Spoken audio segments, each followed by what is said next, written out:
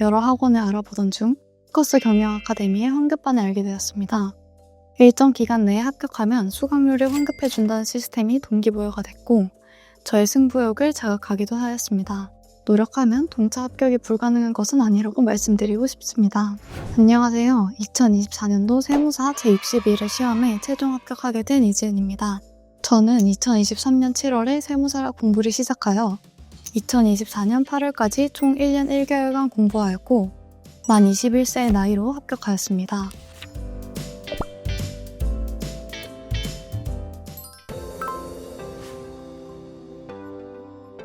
수험을 시작하게 된 계기는 솔직히 말씀드리면 취업시장의 불황이 가장 컸습니다. 다만 진입 동기가 무색하게 세법학을 배우며 세법에 흥미를 느꼈고 세무사라는 직종에 보다 진심으로 임할 수 있게 된 것 같습니다. 여러 학원을 알아보던 중 포커스 경영 아카데미의 환급반을 알게 되었습니다.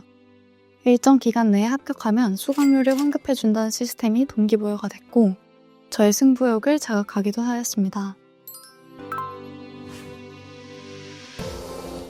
저는 세법 50%, 재무회계 20%, 원가회계 15%, 재정학과 행소법 15%의 비중으로 공부하였습니다. 단기간에 수험에 합격하기 위해서는 1차에 준비할 때에 역설적으로 세법과 회계에 많은 비중을 투자해야 합니다. 세법은 이훈혁 교수님을 수강하였습니다. 교수님이 강조하시는 것처럼 세법은 원래 휘발성이 강한 과목이기에 일단 1회독을 밀고 나간 후 객관식 반에서 회독을 쌓는 전략이 주요했던 것 같습니다. 당장 어제 배운 내용이 기억나지 않더라도 불안해하지 마시고 앞만 보고 나가는 마인드가 중요합니다. 또한 버리는 주제를 최소화했습니다.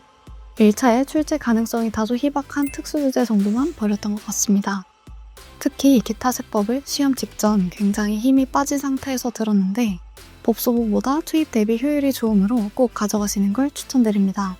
재무회계는 정윤동 교수님을 수강하였습니다. 저는 경영학과 학생이긴 하지만 수험과 관련하여서는 회계원리밖에 수강하지 않아서 노베이스라고 봐도 무방할 것 같습니다. 재무회계는 시작할 때 차 대변, 재무상태표, 손익계산서와 같은 기초를 잘 다진다면 그 뒤는 일사천리로 진행된다고 생각합니다. 원가관리회계는 엄윤 교수님을 수강하였습니다. 특히 원가는 문제를 암기하기보다 문제에 쓰인 개념과 원리를 이해하려고 노력했습니다. 이러한 측면에서 엄윤 교수님의 도움을 특히 많이 받았습니다. 교수님은 문제에서 한 발 더 나아가서 스스로 심화탐구를 할 수 있는 길을 제시해 주셨고 자연스럽게 한 문제를 다각도에서 조명할 수 있었습니다. 문제가 응용되어도 당황하지 않고 대처할 수 있는 사고력을 기르는 데에 큰 도움이 되었습니다. 재정학과 행정소송법은 각각 서호성 교수님과 김현민 교수님을 수강하였습니다. 재정학과 선택법은 시험 1에서 3개월 전에 집중적으로 보는 것이 도움이 되었습니다. 해당 과목들 역시도 객관식 반에서 회독을 돌리면서 실력 향상이 크게 되었습니다. 재정학은 서호성 교수님이 강조하시는 것처럼 수험을 위한 공부를 해야 합니다. 이는 재정학에 쓰이는 개념의 원리를 자세히 파헤치기보다는 문제를 맞히는 것에 초점을 두어야 한다는 의미이고 행정소송법에도 통용되는 논리 같습니다. 선택법을 15분 내에 80점을 확보하지 못했다고 생각되더라도 회계학으로 넘어가시는 걸 추천드립니다. 처음 보는 판례가 출제된다면 수험장에서 생각한다고 답이 떠오르지 않으므로 차라리 그 시간을 회계학에 투자하는 것이 바람직한 것 같습니다. 세법학은 원재영 교수님을 수강하였습니다. 저는 1차를 준비할 당시 세법학 심화반을 수강하지 않았기 때문에 세법학이라는 과목을 5월에 처음 마주하였습니다.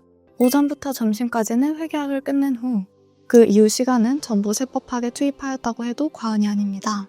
1차를 준비할 당시 회계학 1, 2부를 정말 꼼꼼하고 지엽적으로 준비하여 2차를 공부할 때에 추가적인 시간이 많이 필요하지 않았기 때문입니다. 세법학 중 소득세와 법인세는 원재윤 교수님이 강조하시는 부분과 제가 중요하다고 생각하는 챕터만 선별적으로 공부했습니다.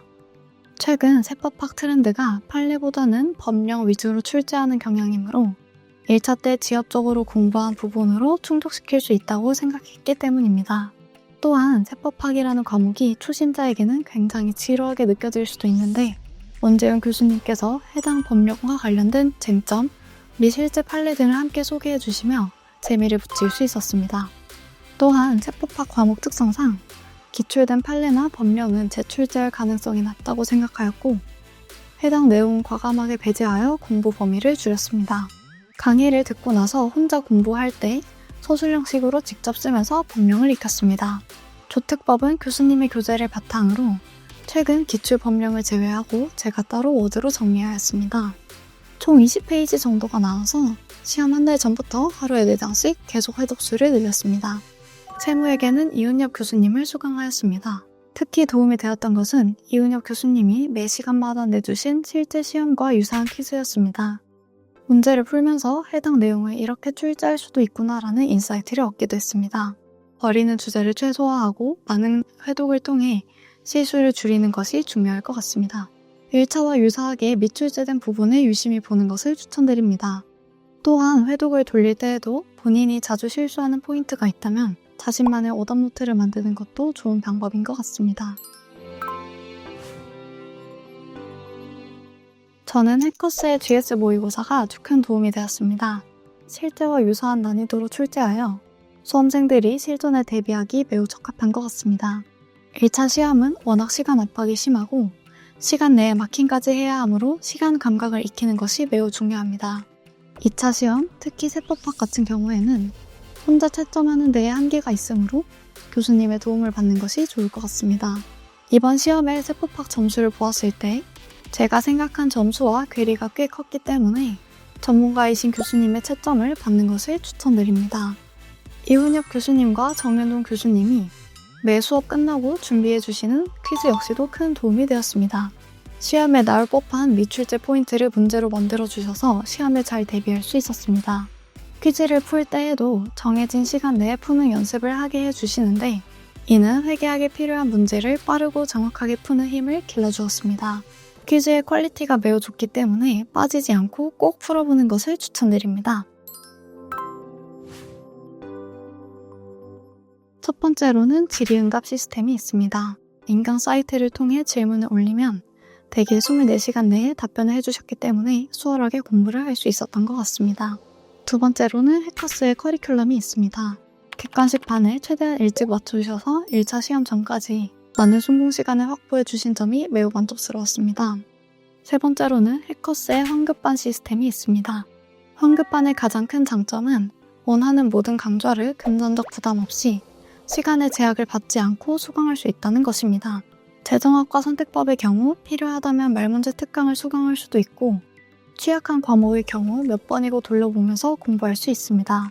저는 시간에 대한 압박이 꽤 있는 편이라 정해진 기간 동안 부재안으로 수강할 수 있는 환급반이 아니었다면 강의 내용에 온전히 집중하기 어려웠을 것이라는 생각도 듭니다.